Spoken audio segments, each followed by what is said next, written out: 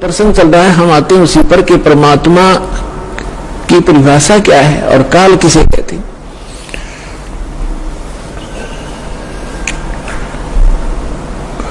तो ये प्रश्न पूरा हुआ कि यथार्थ भक्ति कौन सी है, और वो स्थान एक ऐसा है जहां जरा मरण नहीं होता, वहां जाने के बाद प्राणी फिर लौटकर कभी संसार में नहीं आते, और वहां जरा और मरण नहीं है, वृद्धावस्था और मृत्यु नहीं है, और यहां दोनों डेफिनेट है। यदि मृत्यु भी है और वृद्धावस्था भी है, लंबी उम्र होगी तो वृद्धावस्था है, बीच में मर गया तो 100 पार टूट जा, परिवार के ऊपर कमाने वाला एक क्या था, बच्चों का क्या होगा, वह मौत भी, वह तो वृद्धावस्था तो बूढ़ी मौत होगी। कहने का भाव ये है, जब तक हम परमेश्वर की शरण में नहीं आते तब तक हम काल की रेंज में रहते हैं, और जब हम कबीर भगवान की शरण में आ जाते हैं हम काल की रीत से बाहर हो जाते हैं, फिर उसका विधान हम पर लागू नहीं रहता, हम परमेश्वर की शरण में आ जाते हैं। और समर्थ की शरण में जो आ जाता है उसको फिर बाहर का व्यक्ति दुखी नहीं कर सकता, उसको स्वयं पता होता है कि इस आदमी के इस शरणागत को छेड़ दिया तो ये तेरा बक्कल तार देगा। तो इसी प्रकार हम समर्थ की शरण में आ गए हैं। आप कबीर भगवान वो समर्थ है, वो कादर परमात्मा है, उसकी शरण में आ गए, उसकी शरण ना त्यागना, इतना ध्यान अवश्य रखना। छोटा मोटा कष्ट भी आपको होता है नाम लेने के बाद, तो ऐसे समझना जैसे एक बिल्ली बच्चे उत्पन्न करती है और 2-4 दिन के बाद उन बच्चों को दूसरे घर में ले जाती है, क्योंकि वहां वो ये देखती है कि कहीं तेरे बच्चों को यहाँ खतरा ना हो जा, और इस बात से उसके बच्चे भी परिचित होते हैं कि हम अपनी माँ के संरक्षण में हैं, और वो उनको जबान अपने मुख से पकड़ती है, इसके तीखे दांत होते हैं बिल्ली के तीखे, और उनको पकड़ती है, और बच्चों को पीड़ा भी होती है, वो ऐसे सुकड़ जाते हैं, ऐसे लटक जाते हैं, महसूस होता है कि इनको दांतों का दर्द भी है, लेकिन बोलते कति नहीं, चुपचाप रहते हैं, उस पीड़ा को सहन करते रहते हैं, क्योंकि उनको पता है कि हम अपनी माँ के साथ हैं। ये थोड़ा बहुत कष्ट भी है तो हमारा जीवन रक्षा हो रही है, तो उसको उठाकर वो दूसरे सुरक्षित स्थान पर अन्य मकान में ले जाती है, सबको बारी बारी वहां पहुंचा देती है। कुछ दिनों के बाद वहां देखती है कि यहाँ भी समस्या है, तो तीसरे मकान में कोई और ले जाएगी, और वो बिल्कुल नहीं बोलते क्योंकि उनको पीड़ा भी हो रही है, लेकिन उनको विश्वास है कि माँ के मुख में हम भले ही पीड़ा हो रही है लेकिन हमारी जीवन रक्षा हो रही है। इसी प्रकार कबीर भगवान की शरण में आने के उपरांत आपको छोटा मोटा कष्ट भी है तो ना जाने आपका कौन सा पहाड़ जैसा दुख टल रहा है, ये विश्वास रखना, विचलित ना होना। यह प्रसंग चल रहा है कि धर्मदास जी ने कहा था कि हे भगवान, यहाँ कितनी सुविधा दे रखी है भगवान ने, और इसको आप काल कह रहे हो। परमात्मा ने कहा, धर्मदास जैसे कसाई बकरे पालता है, उन बकरे और बकरियों के लिए वो कितनी सुविधा करता है, जिसकी अच्छी सेल होती है, एक बहुत बड़ा चरागाह बनाता है, उसको हायर करता है या मोल लेता है, और उसके अंदर शेड डालता है, झोंपड़ी डालता है बकरों को गर्मी और सर्दी से बचाने के लिए, उसमें जगह जगह तालाब बनाता है, छोटी छोटी तलिया सी, उनको पानी से भर कर रखता है, उनके लिए घास फूस वहां व्यवस्था कराता है। उस सारी व्यवस्था को देखकर वो भोले प्राणी ये समझ बैठते हैं कि हमारा मालिक, हमारा स्वामी कितना दयालु है, हमारी कितनी केयर टेक रखता है, सारी सुविधाएं प्रदान करता है, हिंसक पशुओं से बचाता है, चारों तरफ से बाढ़ लगा देता है, और अंदर वृक्ष हैं, झाड़ बोझड़े हैं, घास फूस है, गर्मी से बचने के लिए शेड है, सर्दी से बचने के लिए व्यवस्था शेड है। तो वो इस सारी व्यवस्था को देखकर वो मान बैठते हैं कि जो हमारा ये स्वामी है बड़ा दयालु है, ये परमात्मा है। और जब वो कभी उनके बीच में आता है तो वो सारे उसको प्यार देने के लिए उसके चारों तरफ को ऊपर को पैर फैलाता है अपने सीने से लगाने के लिए, और वो उसको चाटते हैं, प्यार से जीभ से चाटना चाहते हैं, उनको एक विशेष रिगार्ड देने के लिए। वो तो चाट रहे हैं जीभ से, और वो कसाई देख रहा है से हाथ लगा के और वो खुश होते हैं कि हमारा मालिक हमसे प्यार कर रहा है। वो देख रहा है कि ये कितना मांस हो गया, कितने का बिकेगा, और वो सोच रहे मुझे हमें प्यार कर रहा है। तो पुण्यात्मा परमात्मा कहते हैं कि जिस समय उस कसाई को 10 और 5 10 बकरों की आवश्यकता पड़ती है, बकरियों की, तो उस समय वो ये नहीं देखता ये किसकी माँ है, किसका बेटा है। एक परिवार के 3 इकट्ठे भी आ सकते हैं, उनमें तो मोटे मोटे छांट के और वो निकाल लेने जो अच्छे मांस युक्त हो गए, घनी बिक्री होगी।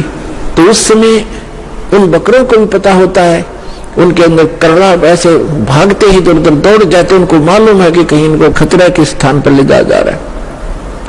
इतना उनकी आत्मा में आभास होता है। तो कहने का भाव ये है कि इसी प्रकार जो यहाँ की सुविधाएं आप देख रहे हो धर्मदास, परमात्मा कह रहे हैं कबीर भगवान, इन सुविधाओं को देखकर तो ऐसा लगता है जैसे बड़ा दयालु भगवान है, और उस समय तुम्हारी बुद्धि पर पत्थर गिर जाते हैं। किसी का बेटा मर गया, किसी की बेटी मर गई, एक परिवार के 3 4 सदस्य मर जाते हैं। यहाँ एक बता रहे थे, कोई सरसा से सत्संग सुनकर जा था, जिसके उस गाड़ी के अंदर 16 सदस्य थे एक परिवार के, बूढ़ा घर रह गया था, 16 के 16 एक्सीडेंट में मर गए।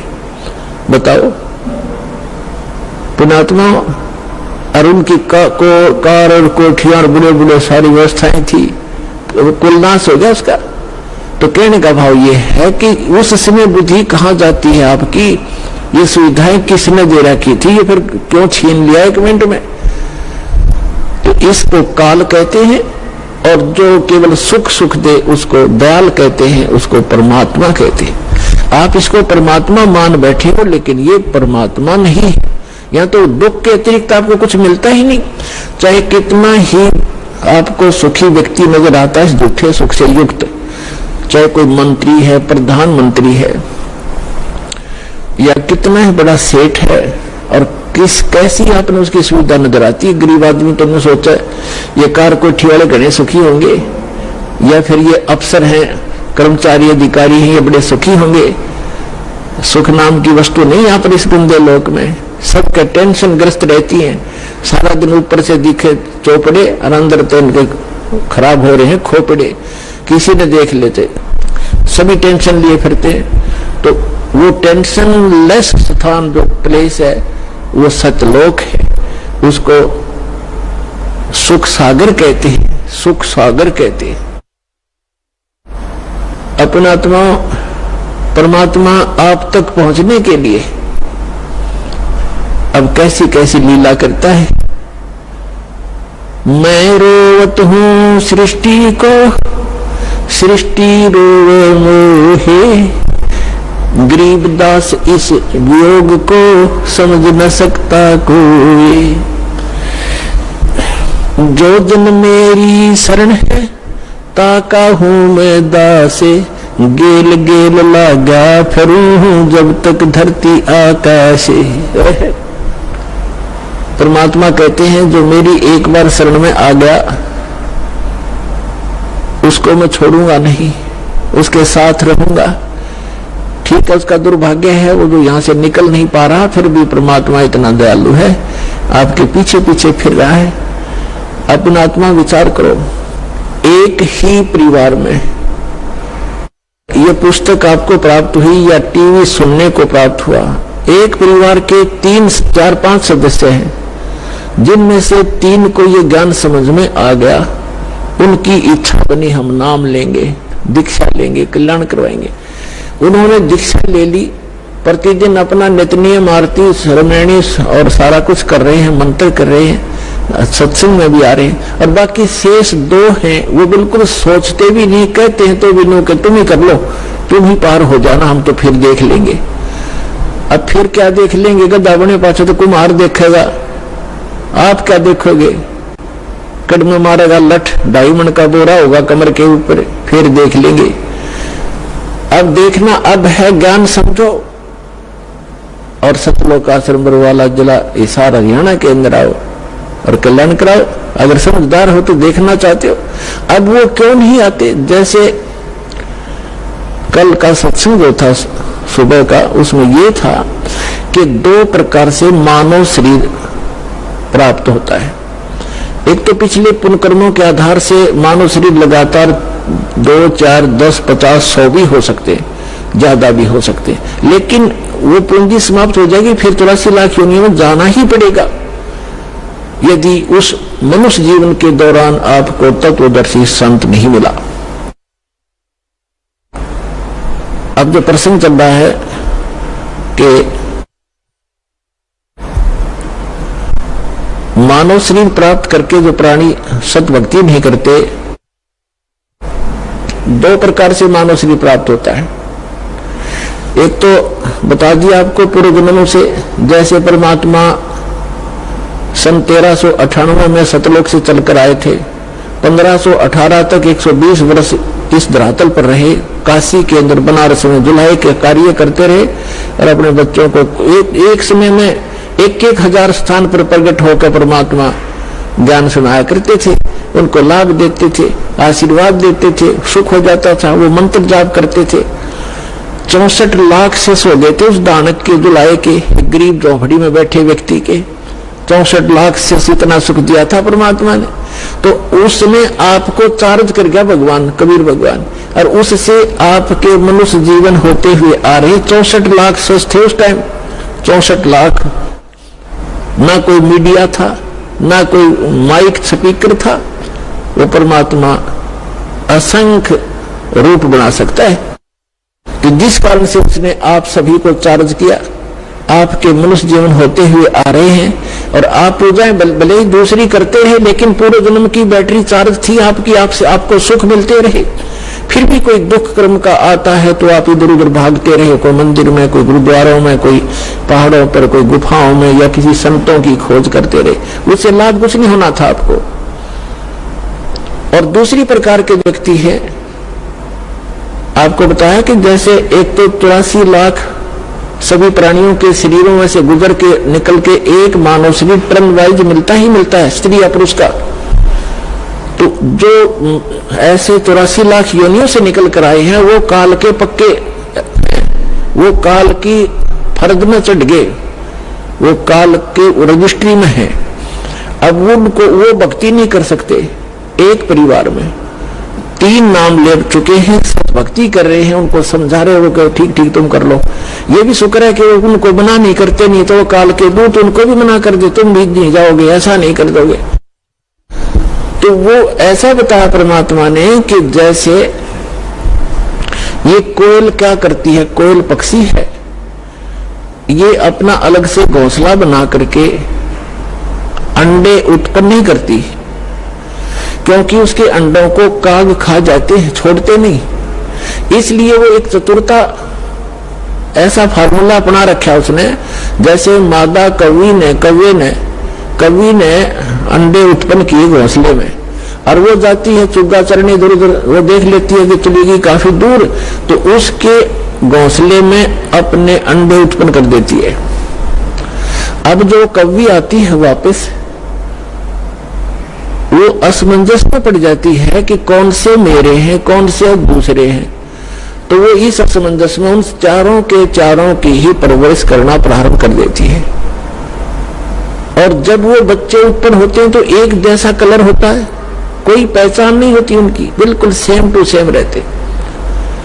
जब और वो कोयल उस पर नजर रखती है घोंसले पर कि अब ये कितना उड़ारी भर रहे हैं, कितनी दूर तक जा सकते हैं, तो तब वो दूर पेड़ पर बैठकर अपनी बोली बोलती है, कुहू कुहू की आवाज लगाती है।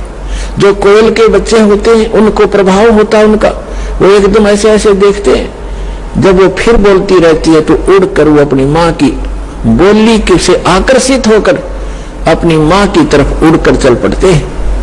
अब कौवी उनके पीछे पीछे उड़ती है कि मेरे बच्चे गए, कोयल आगे उड़ जाती है, दूर वृक्ष पर बैठकर फिर कुहू कुहू करती है, वो बच्चे फिर वहां से उड़कर आगे भाग लेते। अब कौवी ये सोचती है ये तो गए सो गए, तेरे कहीं पीछे रहने वाले 2 बच्चों पर कोई पिछले बच्चे रह गए, उन पर कोई आपत्ति ना आ जाए, उनको संभालो, आकर के वो वापस आ जाती है। तो कहने का भाव ये है कि उस घोंसले में 4 बच्चे थे, दो कोयल के दो काग के। कोयल वालों के वह बोली असर करगी, काग वालों के बाम में भी नहीं, वो देख नहीं रहे, वहीं बैठे आराम से। तो इसी प्रकार समझना भाई, जो गुरु बचन पे डट गे रकट गे फंद 84 के, कट गे फंद 84 के, रकट गे फंद 84 के। भाई जो गुरु बचन पे डट गे रकट गे फंद 84 के, वस्तु मिली ठोर की ठोर, मिट गई मन पापी की दौड़। और अधिक जानकारी वसंत रामपाल जी महाराज जी से निशुल्क नाम दीक्षा प्राप्त करने के लिए संपर्क करें। हमारे संपर्क सूत्र है 8222880541, 8222880542। आप नीचे स्क्रीन पर दिए गए हमारे अन्य नंबरों पर भी संपर्क कर सकते हैं। विजिट करें हमारी वेबसाइट पर। हमारी वेबसाइट है www.jagatgururampalji.org। अगर आप ये वीडियो YouTube पर देख रहे हैं तो हमारे चैनल को सब्सक्राइब करें और बेल आइकन को दबाना ना भूलें। अगर आप Facebook पर ये वीडियो देख रहे हैं तो हमारे पेज को लाइक करें।